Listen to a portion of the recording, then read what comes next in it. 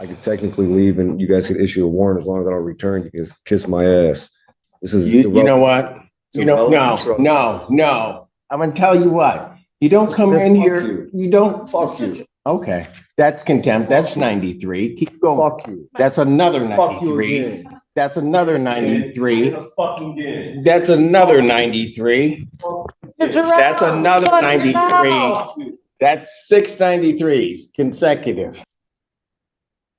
Case People versus Daryl Jerel.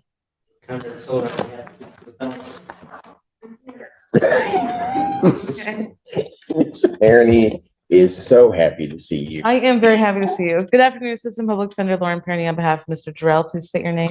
Daryl Jerel. Okay. And where are we on his case? Your Honor, we have not had contact prior to today. I think the number we have for you I don't have a phone. So whoever gave you a number, it was invalid. Okay, so I'll need to figure out a way to get in touch with him so we can go over the case together. So are there two separate? Got it.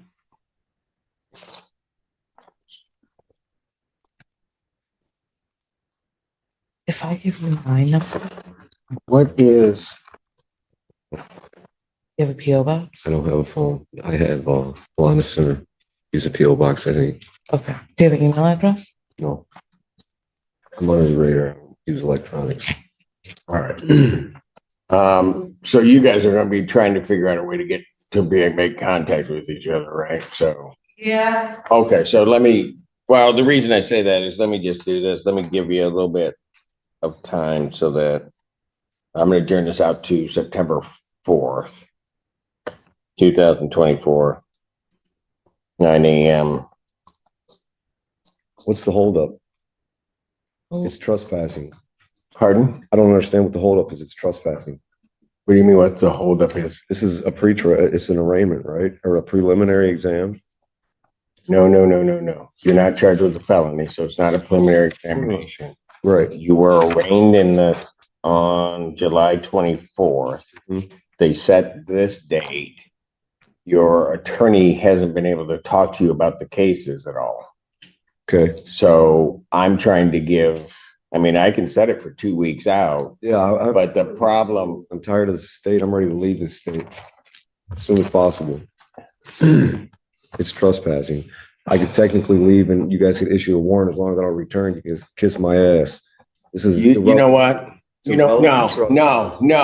I'm going to tell you what. You don't come in here. You don't. Fuck you. Okay. That's contempt. That's 93. Keep going. Fuck you. That's another Fuck you 93. again. That's another 93. Fucking again. That's another 93.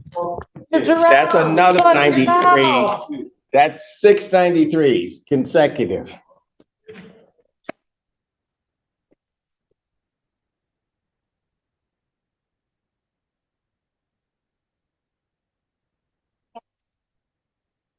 Okay, it's People versus Keith Jenkins.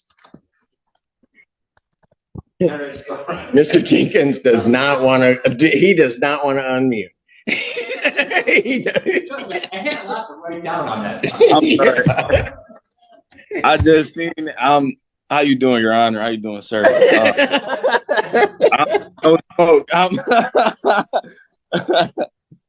Oh man. I'm doing great. Assistant Public Defender Natalie Pate with and on behalf of Mr. Jenkins. Mr. Jenkins, can you please state your full name for the record? Yes, Keith Bernard Jenkins Jr. You're all right, Mr. Jenkins. None of that bothered me. That guy, I don't know what his problem was. Don't worry about it. Jenkins really did not want to hit he's like, he wanted to black his screen and pretend like he wasn't here. All right. We are just respectfully requesting an adjournment in this matter, Your Honor. There is an offer in this file, which I have discussed with Mr. Jenkins. We're just requesting a brief adjournment to look at the video discovery. And I will say also for the record that Mr. Jenkins is obscenely professional whenever I've talked with him. So I don't. Really? And Mr. Jenkins was worried, but nothing to worry about, Mr. Jenkins. You're okay. Okay. Yeah. Why, he didn't have anything to say to me? He did No, not. Oh, okay. I don't know. People just kept talking to me. It just turns out bad for All right, let's. How much time are you guys gonna need to try to get through what you gotta get through? Just 2 to 3 weeks, Your Honor. August 21st, 2024. Okay. Oh, wait. And one question, if one, I can Uh-oh. ask. I'm sorry. Yeah, go ahead. Because I happen, what I don't want is I would like to be able, like, after everything is clear, would that affect any of my just to be able to get in the field of like enforcement, law enforcement? Like, would it be on my record? I don't want. I got you. You know what? Hang on a second. I'm going to adjourn it to September. No, hold on. I'm going to adjourn it to September 4th because it sounds like you got to go through the evidence, you got a lot of questions, and talk in more detail with your attorney about that, okay? Okay. All right. September 4th, 2024, 9 a.m. Thank you. Thank you, Your Honor. Thank you, Mr. Jenkins. You can log off now and we'll be in touch, okay? Okay. Thank you. All right. Take care. Which files? Those one over there. His files? Mm-hmm. Do I need to recall them? Mm-hmm. Why? I'm just curious if I can take them. Yes, you can take them. It's 693. In each file? Yep. That's 12, right? As I wrote 6X. 6X. Think Perony, that's a record. Actually, it's not. Somebody got 7. Oh, a long time ago. Oh, there they are. I'm sorry. Court does call the cases of the people versus Daryl Jerel. Conrad Stiller on behalf of Kingston Township. Ron Brown appearing on behalf of Daryl Jerel, Your Honor. Good afternoon, Your Honor. Daryl Jerel. Defense counsel has filed an emergency motion to attempt to purge the contempt in this matter. You have. And I first give the floor to my client. Pardon? Giving my client the floor. Your Honor, there's no excuse for what I done, man. I lost my composure and I directed my frustrations at you. I apologize for being disrespectful to you and your court, wasting time, the people. Hopefully you accept my apology and reconsideration of the time you've sentenced me to. Thank you. Your Honor, we have referred him to our aimed social work division to help him work through in some of the personal issues that he's going through that culminated in his outburst in court. You've been a judge for a very long time, set a very high bar for people as they appear before you. I think we communicate differently. Some people, even though it's socially inappropriate, use profanity, and profanity can be used as an attention getter. And I think it got the court's attention, but he's in need of service. Oh, he did. He's in need of services, Your Honor. He's in need of services, and we're trying to sort through a plan to present to the court, if you would accept his humble apology to help him move the cases forward. Anything from the people? Well, Your Honor, we were all present for it. I had a chance to review the video. It's actually worse than what the court noted on the record. I'm sure the court has seen the video, but it was worse than what the court noted. I will leave it to the discretion of the court, but if there's going to be a modification or change of the sentence imposed by the court, I would certainly like there to be a plan in place for Mr. Jerel. That would be the minimum for the alter or change its sentence.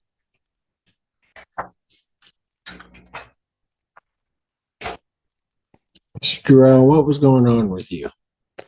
Well, there's a lot of issues that I'm under currently. One, I'm unemployed. I can't obtain a driver's license. Without those, it's hard to provide for yourself. The charges, once we get into it, you'll see that they're frivolous charges. They should have never been brought to the court's attention. There are minute trespassings that aren't even trespassing. I used an easement for one, and the other one should have been dismissed. Just frustrations, man. There's no excuse for what I've done. You wanted an in-depth look. I shared some things. I mean, it falls on me, man. No, it does. And he realizes that this case, many other people are watching, and how the court handles it. We're hopeful that others won't use this as an example to act out as well. Okay, here we go. This is the redemption arc we've all been waiting for. Daryl Jerel is back, and his lawyer just filed an emergency motion to purge that contempt. Watch the body language here. Jerel is actually apologizing, but listen to how he frames it, calling the charges frivolous and an easement. That's a dangerous game. You can apologize while still maintaining your innocence, but the second you blame the system in your apology, you risk the judge thinking it's fake.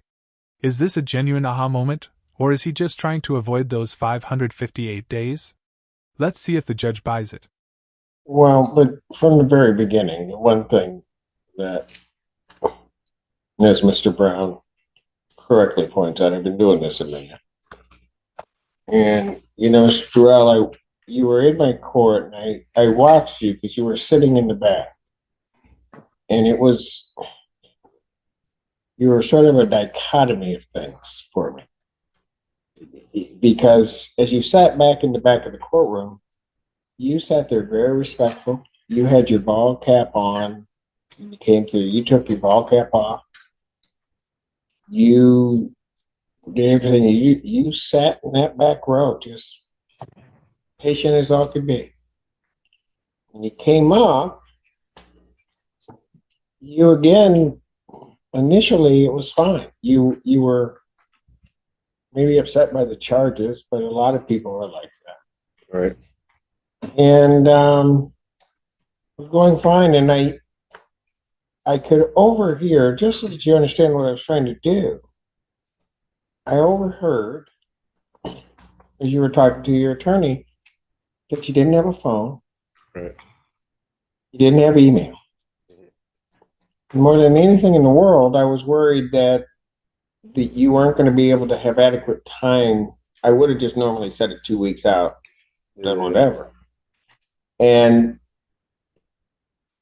I was trying to give more time, not to delay it, but to try to make sure that if you had to get in touch with Ms. Perroni by letter, you guys had to do that or do whatever. Yeah. See, I was thinking that there be time for that to happen. And that seemed to aggravate you, but I think, when I look at it, you were aggravated because you thought the system was kind of dragging out. Good. But I was doing that for your benefit. My apologies. I'm again misunderstood. And so then when you wanted me to, then you wanted it done sooner. So then I said, okay, I'll move. I just said, well, move up the date. I didn't know it wasn't going to be helpful for you, but what the heck? And then that's when you went off.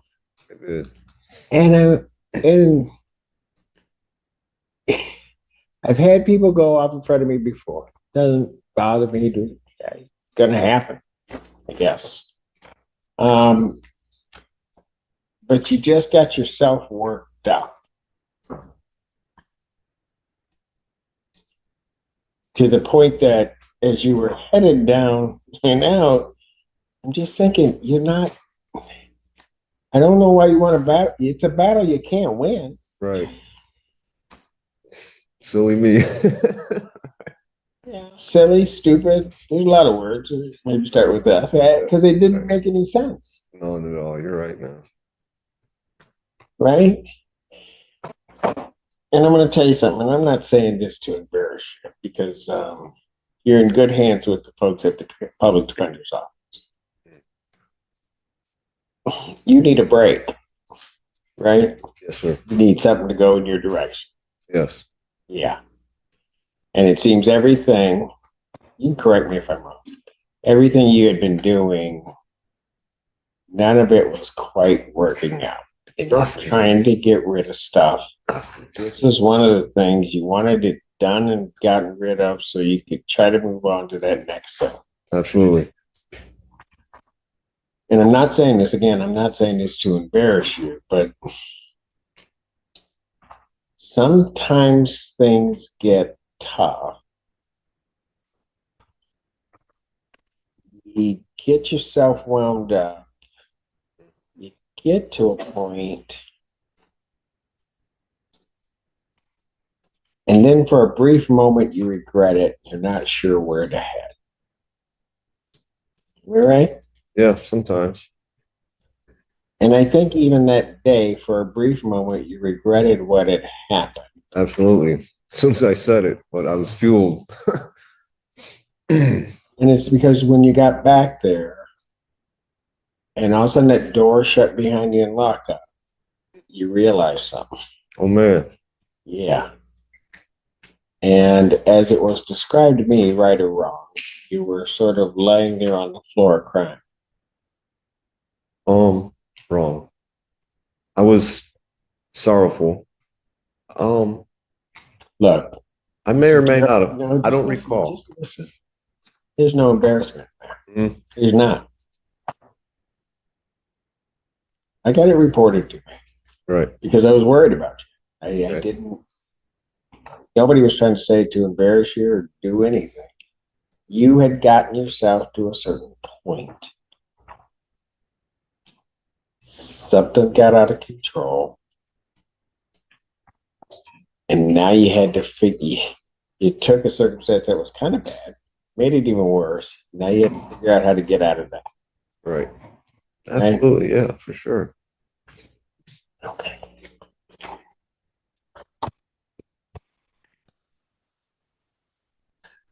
You had left here that day.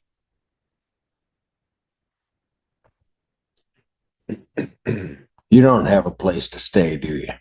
No, I'm currently homeless. Yeah. The Delana Center. Pardon? The Delana Center. But are you there most of the time? They have a waiting list period. Yeah. So as long as you continue to check in, I think they do a triage. To know that you're interested in a room there. They'll continue to screen you, and when one comes available, they'll offer it for housing. Until then, you sleep wherever you can, couches, wherever, tents, bridges, parks, as long as the cops don't push you along,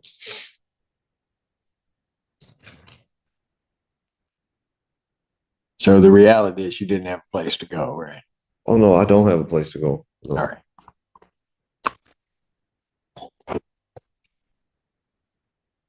Judge, he's even sleeping. Pardon? He was sleep deprived. He's sleeping. He's Yeah, got a roof I over his probably head. was sleep deprived a little bit too. Man, I couldn't stop falling asleep. Did you notice that?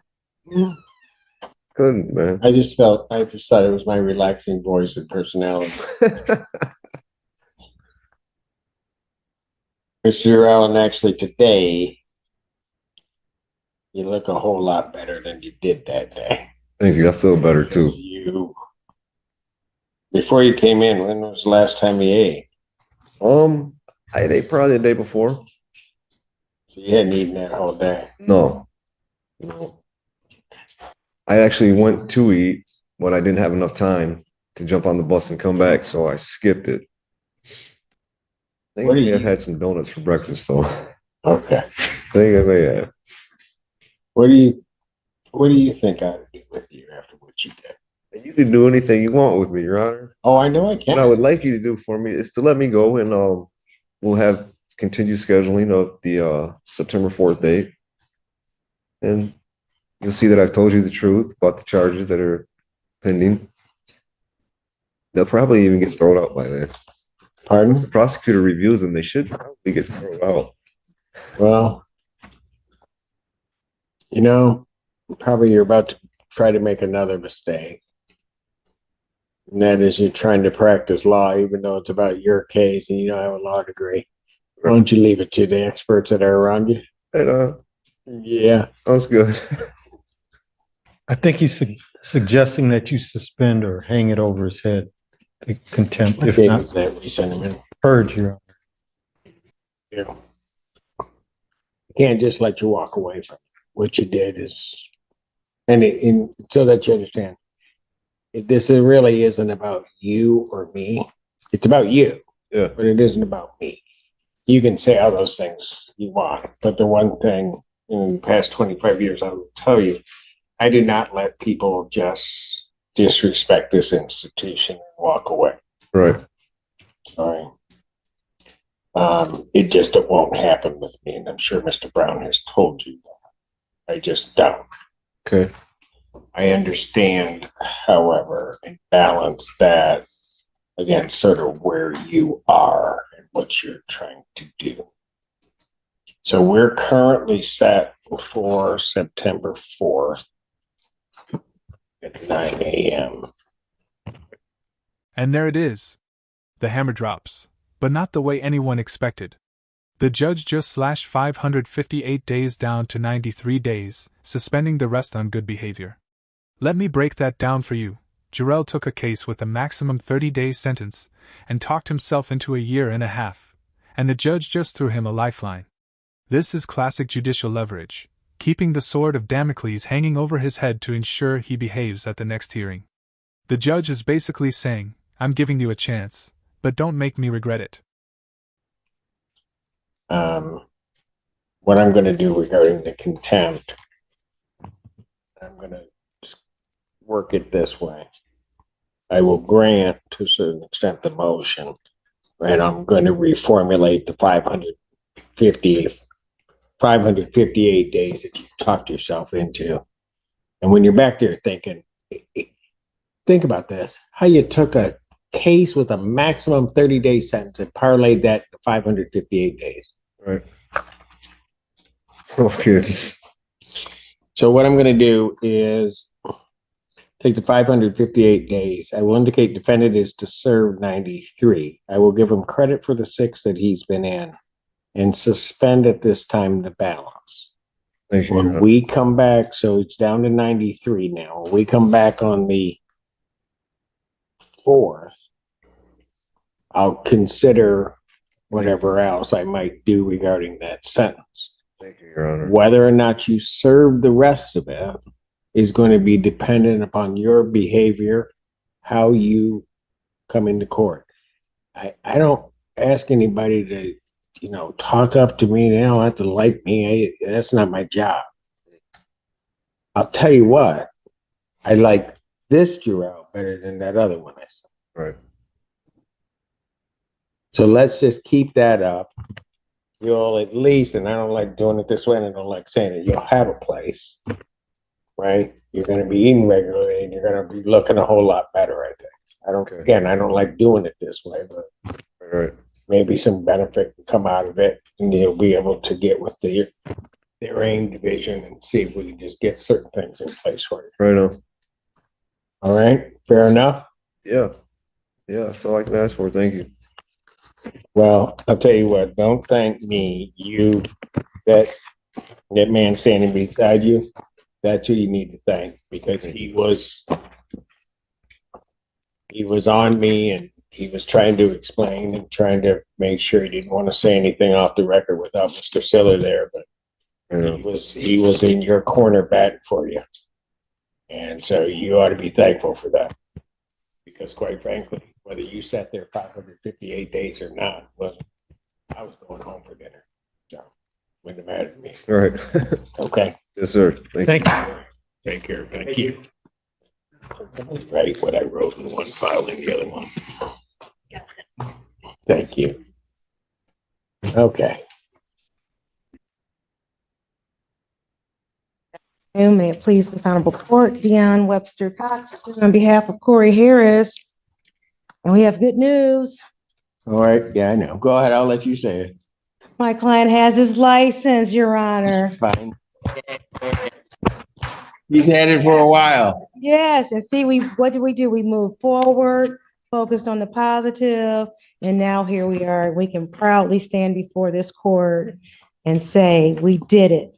Okay, we did. Yes, he did. Yes, we all did. It was a collaborative effort. So 24 years late, but we did it. we did it. We got there. We're here. Congratulations, Mr. Harris. Thank you. So Better late than never. that's right. Wasn't I saying that at the beginning? I was. Absolutely. That's all I wanted. I told you that from the very beginning, Mr. Harris. All I wanted you to do is get your license. Exactly. And Thank you. I just wish it could have. Thank you. You're welcome. You just helped me out speed up the process a little bit faster. Thank you. You were hard headed though. Yes, I am. Yeah, you were hard headed. My mother and my wife tells me this daily. That you're hard headed? Yes. Yes. And you showed it to not only me, but the whole world. That you were hard headed. And all I wanted to do, if you had left that first day, after the first hearing, I revoked your bond. You came here, you followed what I said, and I didn't have, because I didn't really have a problem with you. If after you had left the jail, and if you had just gone to the did what you did, we'd have been done with this so long ago. Really. And ultimately, when it all said and done, that's all I wanted. That is all I wanted. I just needed you to have your license. Mission accomplished. So. And it feels good, doesn't it? Mm-hmm. Talk about a complete vibe shift. We just went from homelessness and contempt to this guy, Corey Harris, who finally, after 24 years, got his driver's license. And look at this judge, he's practically glowing. The judge even says he saw Harris doing a little dance outside the Secretary of State's office. This is the carrot and stick approach at its finest. The judge pushed him hard, revoked his bond, forced him to get right, and now he's dismissing the serious charge and waiving the $180 fine. If you're keeping score, that's a masterclass in motivational jurisprudence. Yeah, it feels good you're not looking over your shoulder all the time, right? Exactly. It's amazing how that works. All right. And I did, not that I'm a social media person because I don't watch social media, but I saw him do his little dance out there in front of the Secretary of State.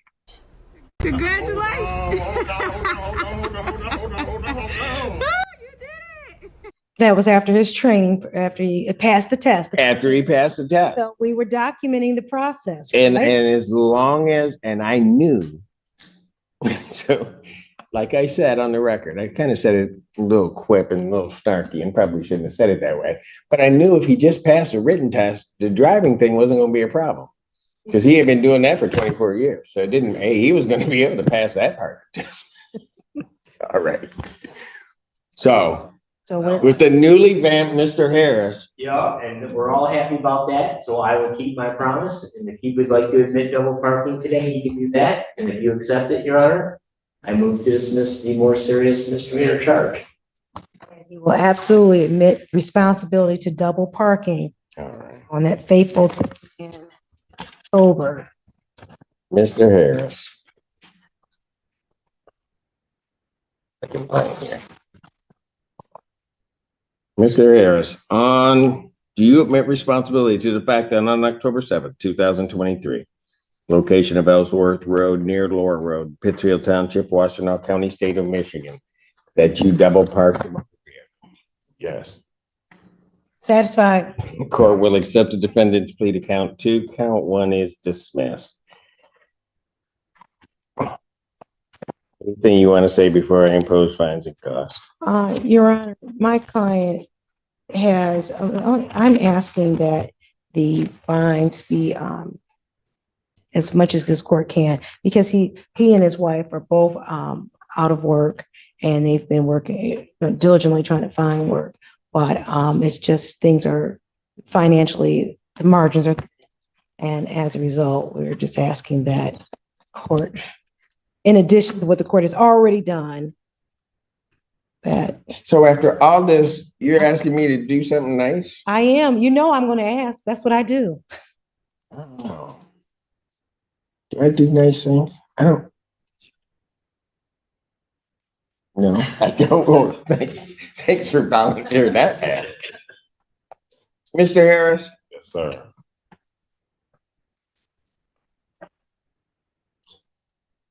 Throughout this whole thing,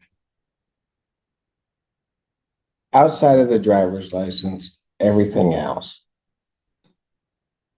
tell me what you learned that you think makes you a better person now. What I've learned is it's just pretty much stay focused, stay on task, and do not look back and just go on out here and just handle things right then and there. And then that way I don't have to worry about anything crazy later. And thank you very, very much for teaching me that hard lesson.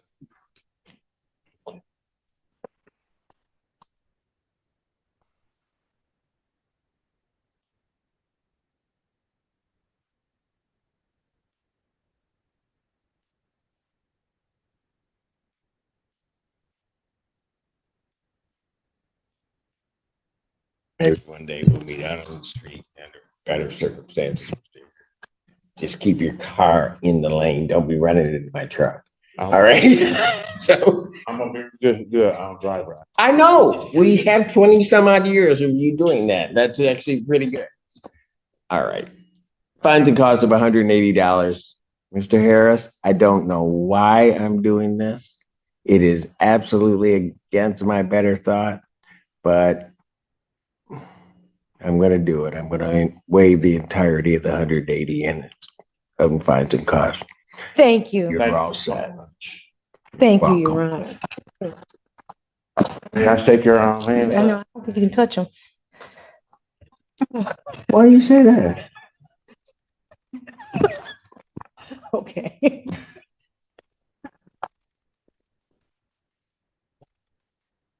Thank you. All right. All right. You're welcome. Just do the right thing. Take care. Okay. Thank you. Thank you. Take care. All right, let's wrap this wild courtroom session up. We had two defendants, two completely different trajectories. First up, Daryl Jerel, a homeless, hungry man who lost his cool, racked up 558 days of contempt, and faced a judge with zero patience for disrespect. But here's the twist: the judge saw the human behind the outburst. He reduced that massive sentence to 93 days, suspended the rest, and essentially dared Jerel to show up with a better attitude in September. Then, we flipped the script with Corey Harris, a man who fought the system for 24 years just to get a driver's license. The judge pushed him, held him accountable, and guess what? Harris delivered. He passed the test, dropped the hard-headed act, and walked away with his serious charge dismissed and all fines waived. 2 men, 1 courtroom, and a judge who proved that accountability doesn't have to be cruel.